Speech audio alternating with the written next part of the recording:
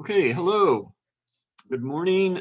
Today we're going to talk about valid and invalid argument forms, and we'll be building on the work we did with logical equivalences on Tuesday. So in mathematics and logic, an argument is not a dispute. It's a sequence of statements that ends in a conclusion. And we'll show that the determination depends only on the form of the argument rather than its content. So let's consider, for example, the argument, if Socrates is a man, then Socrates is mortal. Socrates is a man, therefore Socrates is mortal.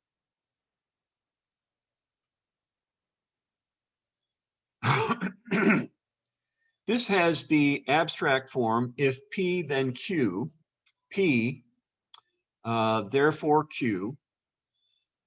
And so when we're considering the abstract form of an argument, we think of P and Q as variables for which the statement can be substituted.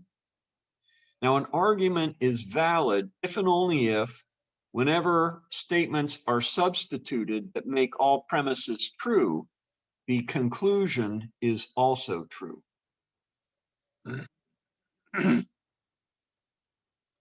when an argument is valid and its premises are true, the truth of the conclusion is said to be inferred or deduced from the truth of the premises. If a conclusion ain't necessarily so, then it isn't a valid deduction. Here's how we test for the validity of an argument. First, we have to identify the premises and conclusion of the argument form and construct a truth table showing the truth values of all the premises and the conclusion. And if there's a critical row, in other words, a critical row is a row in which all the premises are true. If there's a critical row in which the conclusion is false, then it's possible for an argument of the given form to have true premises and a false conclusion. So let's take a look at this concept by doing an example. So when we look at the example on the next slide, would go ahead and fill in a truth table, indicate which columns in your truth table represent the premises and which represent the conclusion.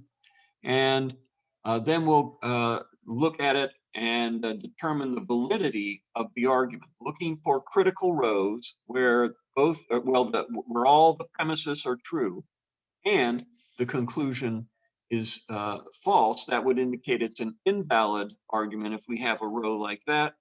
If there are no cases where the premises are true and the conclusion is false, then we would have a valid argument.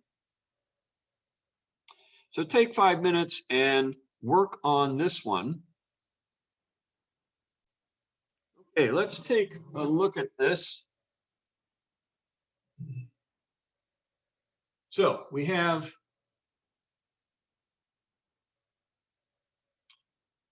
three variables in our argument. Our premises are P. If P is true, then Q or in the negation of R is true. The second premise is if Q is true, then P and R are true. And the conclusion is if P is true, then R is true. So we have three variables, P, Q, and R.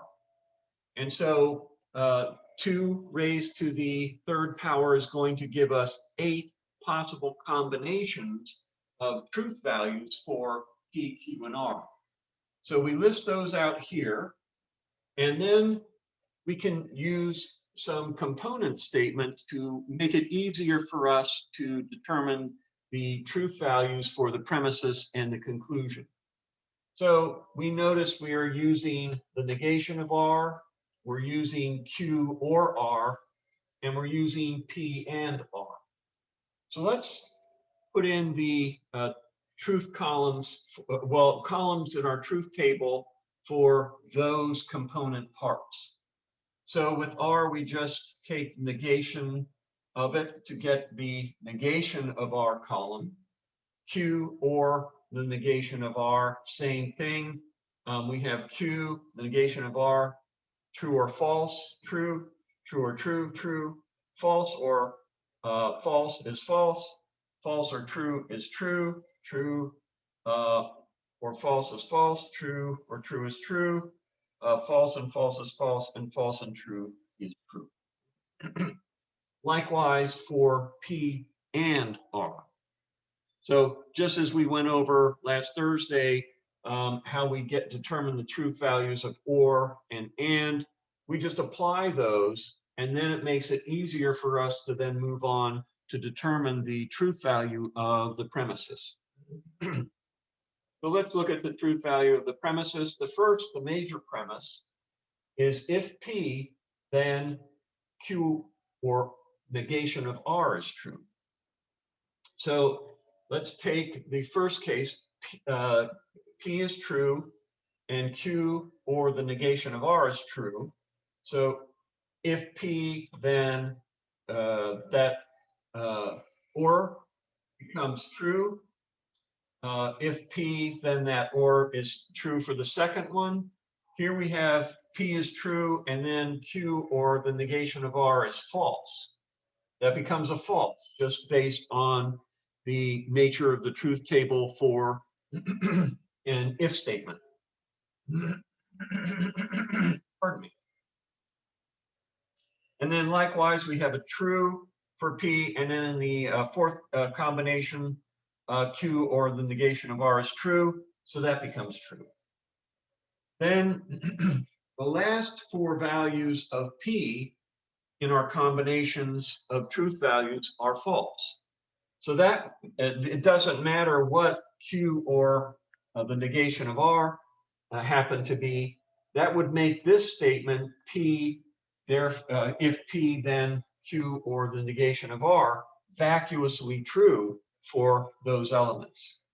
So now we have our truth column values for the major premise. Now let's go to the minor premise. If Q, then P and R. So we have P and R here, and we have Q, so we can do the if statement here. True, true, we get a true, true, false, then we get a false. If we go down to the third combination, we get Q as false, so this is vacuously true, false, vacuously true. Then we get a true here, and we get a false there, which makes the if statement false. Q is true, P and R is false. That makes the if statement false for the fifth combination. Q is true for the sixth, and it's false for P and R. We get a false on our if statement. And then the last two, Q is false in our combinations, giving us vacuously true values for our minor premise. Now that we have the truth columns for our major and minor premise, and remember that in a syllogism you have a major and a minor premise, we look for the critical rows. The critical rows are where the premise are both true. So these are underlined in red. The first row, true, true. Now we have to, for just the critical rows, we have to determine the truth values for the conclusion. So the conclusion is if P, then R. So we come back to our combinations. If P is, in this case, P is true, R is true. If P, then R, that whole statement becomes true. Next, we go down to the fourth combination, because both the premises are true in the fourth combination. And we do if P, then R for the fourth combination, and here P is true and R is false. That makes if P then R false.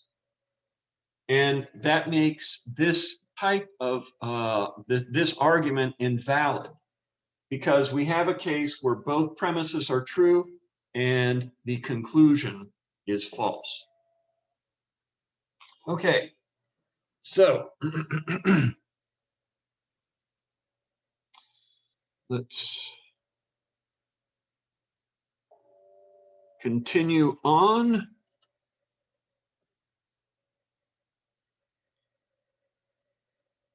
So let's look at some valid forms of arguments, modus ponens and modus tollens.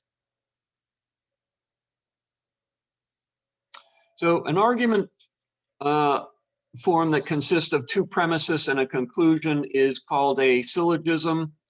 And the first and the second premises are called the major and the minor premise, respectively. The most famous forms of syllogism in logic are modus ponens and modus tollens.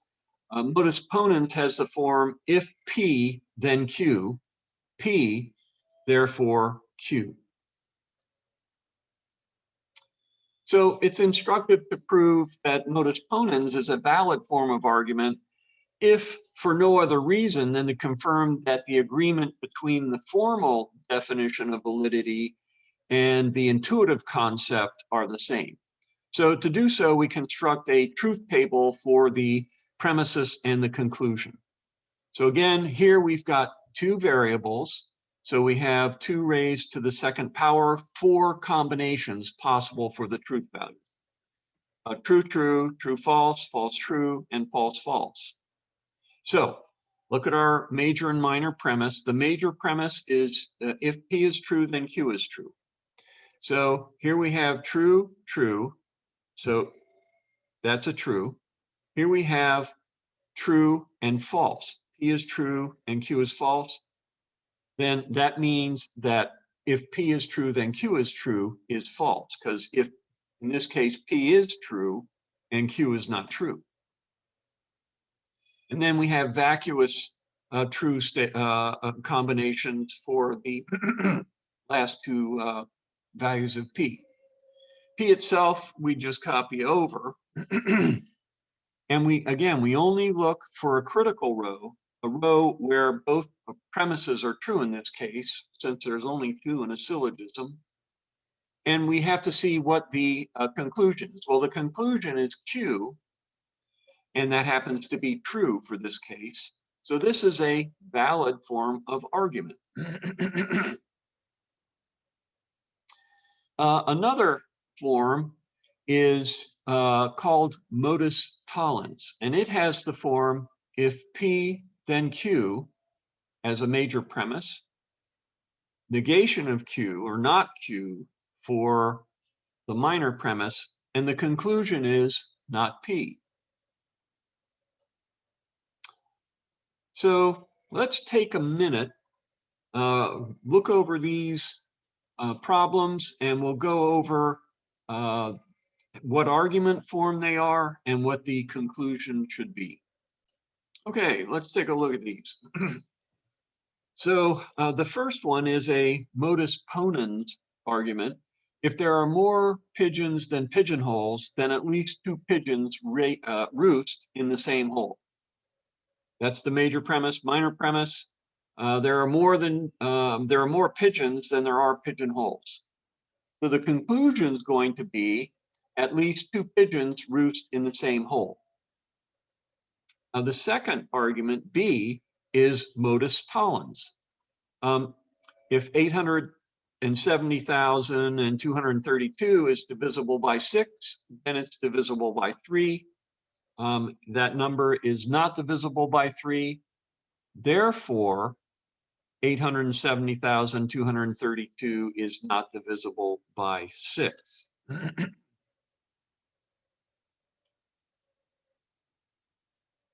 Okay, let's look at some additional argument forms, and rules of inference. So a rule of inference is a form of argument that's valid. So both modus ponens and modus tollens are rules of inference. Let's go over some others that are commonly used in mathematics and to some extent computer science. So the following argument forms are valid. Let's look at A. P is true. Therefore, P or Q is true. And B, Q is true. Therefore, P or Q is true. So these forms are used for making generalizations. So we would say if P is true, then more generally, P or Q is true. So as an example, suppose you were given the job of counting the upperclassmen at your school, and you ask what class Anton is in, and you're told that he's a junior. So you would use generalization and reason as follows. Anton is a junior, therefore Anton is a junior or Anton is a senior. And of course, you know that an upperclassman means you're a junior or a senior, so you add Anton to your list. Specialization is another valid form of argument. That means if P is true and Q is true, we can conclude that P is true. And likewise, if P is true and Q is true, we can conclude that Q is true.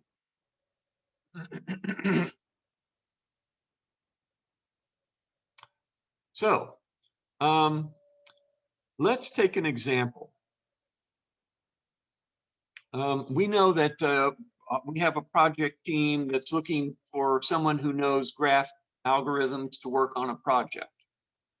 So we find out that Anna knows both numerical analysis and graph algorithms. So we can reason like this. Anna knows numerical analysis and Anna knows graph algorithms. Therefore, through specialization, we know that Anna knows graph algorithms. So we, in turn, would invite her onto the project.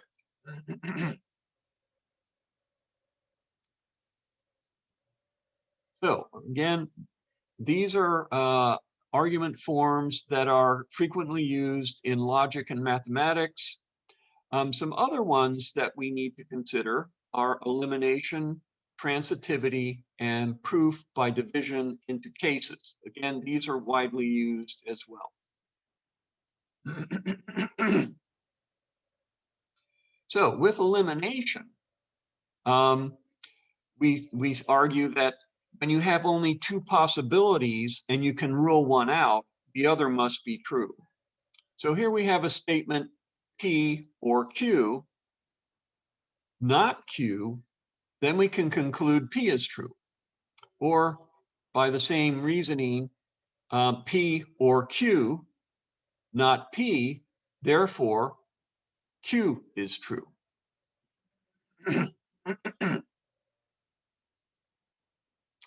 So suppose we know a particular number X is going to be one of these two cases, X minus 3 equals 0 or X plus 2 equals 0. And we also know that X is not negative. Well, because X is not negative, we know X plus 2 cannot be equal to 0. And so by elimination, we conclude that X minus 3 is equal to 0 or X equals 3. Many arguments in logic or mathematics contain chains of if-then statements. So from the fact that one statement implies a second and the second statement implies a third, you can conclude that the first statement implies the third. And this is known as transitivity. So if P, then Q, is our major premise, and our minor premise is if Q then R, then we can conclude that if P then R.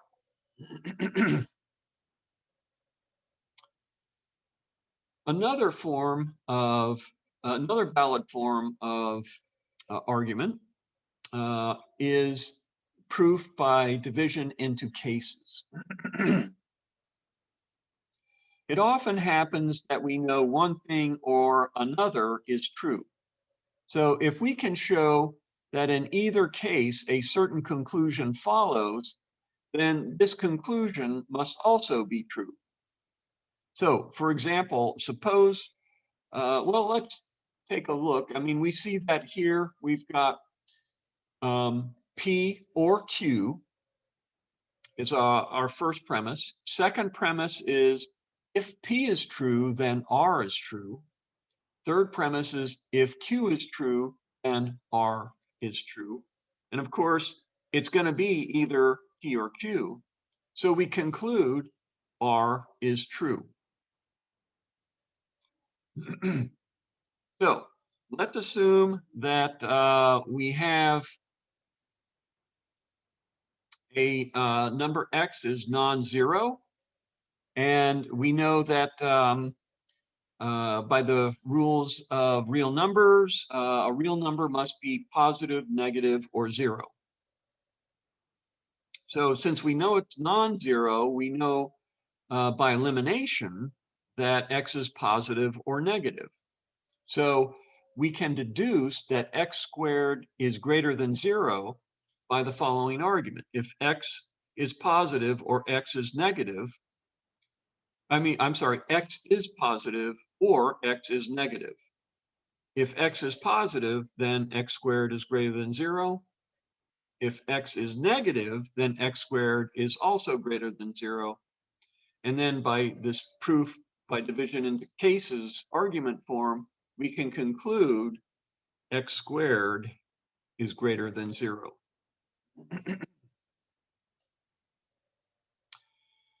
So the rules of inference are used in problem solving, and we can make logical conclusions based on applying these rules. So take a moment and read through this problem. We'll actually take about 5 minutes because this is a fairly involved problem. Go ahead, read through that, and then we'll go over the solution. Okay, let's take a look at this one. Now, I'm not going to include the sentences in the argument form. I'm going to assign variables to them. So let me explain what the variables are. RK is what I use for reading in the kitchen. GK is glasses, kitchen table, or on the kitchen table. SB is I saw my glasses at breakfast. RL is I was reading in the living room. And then GC is my glasses are on the coffee table. So let's take a look at this argument.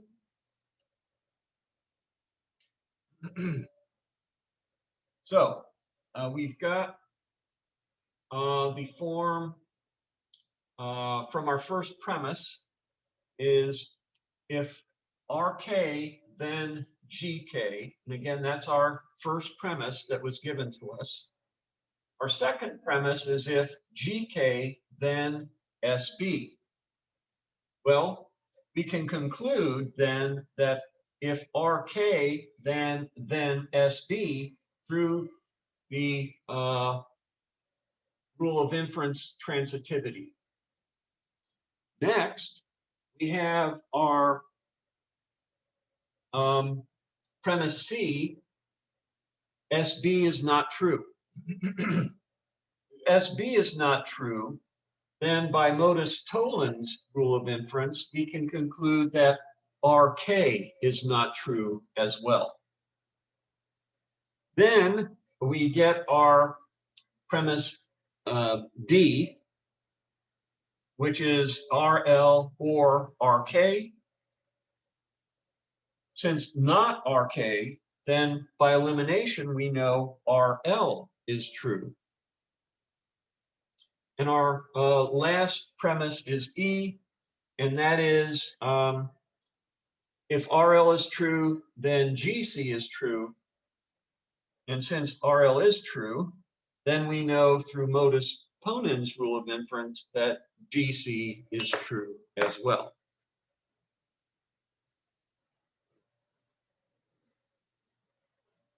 Okay, let me reshare this. There we go. Open up. Okay.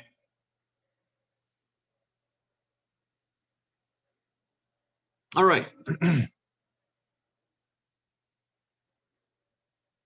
Let's press on.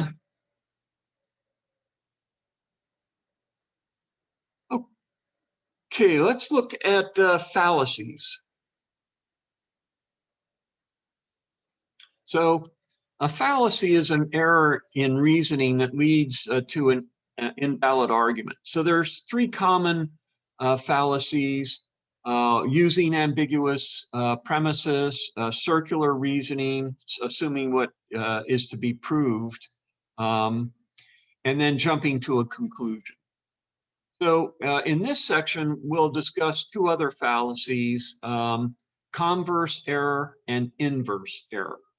And these give rise to arguments that are superficially like the valid arguments of modus ponens and modus tollens, but are not. And this, remember, on Tuesday, we looked at a logical equivalence of a conditional statement and its contrapositive, and that was true.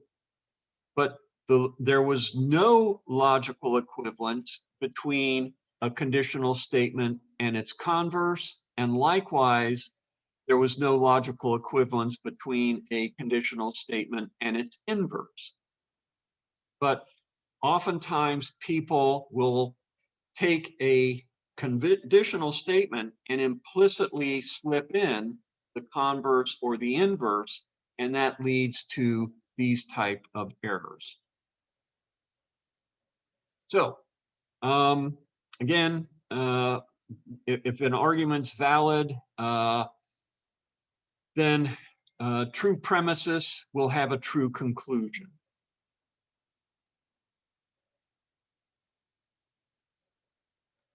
So a converse error is where we have an argument like this. If Zeke is a cheater, then Zeke sits in the back row. So this is if P, then Q. Zeke sits in the back row. Q, therefore Zeke is a cheater, P. So again, this is the using the converse of the conditional, and we saw that the converse is not equivalent to the conditional statement, and therefore this is an invalid form of argument. So the fallacy of that argument we just looked at is called the converse error, because the conclusion of the argument would follow if from the premises, if the premise P, if P then Q, were replaced by its converse. But again, such a replacement is not allowed because a conditional statement is not logically equivalent to its converse. And again, remember back to Tuesday when we showed that through truth tables. The converse error is also known as the fallacy of affirming the consequent. Now let's look at the inverse error. So here we have the following argument: if interest rates are going up, stock prices will go down. Interest rates are not going up, therefore stock prices will not go down. So again, this has the following form: if P, then Q, not P, therefore not Q. Again, the fallacy there is that the conclusion would follow from the premises if P then Q were replaced by its inverse. But we're not allowed to do that type of substitution because a conditional statement is not logically equivalent to its inverse. The inverse error is also known as the fallacy of denying the antecedent. Now, an argument can be valid, but still have a false conclusion because it has false premises. Remember, we only check the conditions where the premises are true to determine if the argument is valid. So the argument below is valid by modus ponens, but its major premise is false, and therefore so is its conclusion.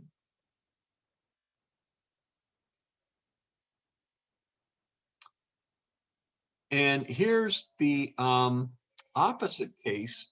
We have an invalid argument with true premises and a true conclusion. So if New York City is a big city, then New York has tall buildings, and New York has tall buildings. So then we conclude that New York is a big city. So this is the problem we were talking about earlier, the converse error. So we have if P, then Q, Q, therefore P. So again, this is a converse error. If we replaced the conditional statement by its converse, it would be true, but we cannot make that substitution because they are not logically equivalent. An argument is called sound if and only if it's valid and all the premises are true. So those that last argument was not sound because its premises were not all. I mean, it wasn't valid, and then the one about John Lennon wasn't sound because it didn't have the premises weren't true. The one didn't have a valid form, the other didn't have true premises. Okay, so we've got to a couple of minutes. Let's finish up quickly and go over contradictions and valid forms. So if you can show that the supposition that a statement P is false leads logically to a contradiction, then you can conclude that P is false. So let's show that here, if we have negation of P leads to a contradiction. In other words, if negation of P is true, then we have a contradiction. Therefore, P is true. Let's show how that's the case.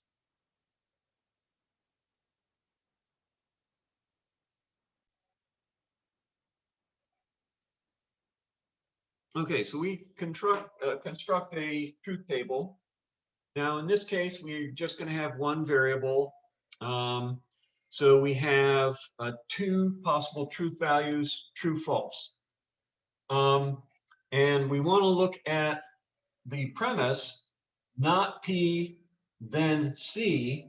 So let's do not P as a column. Again, this is something that's convenient for us so that we can more easily determine the value of the column of truth values for a premise and a conclusion.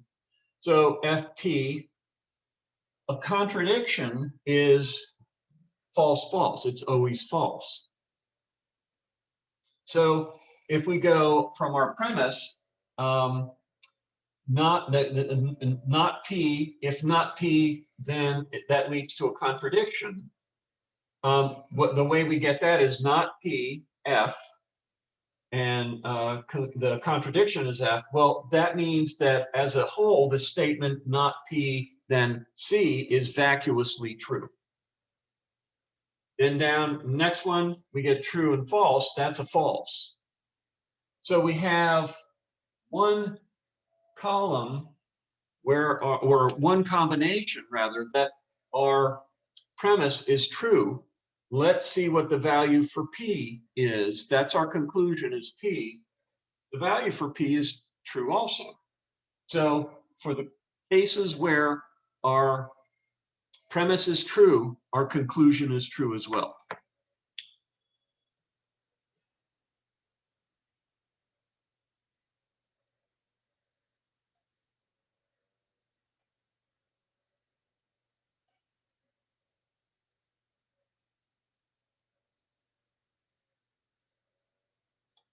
Okay.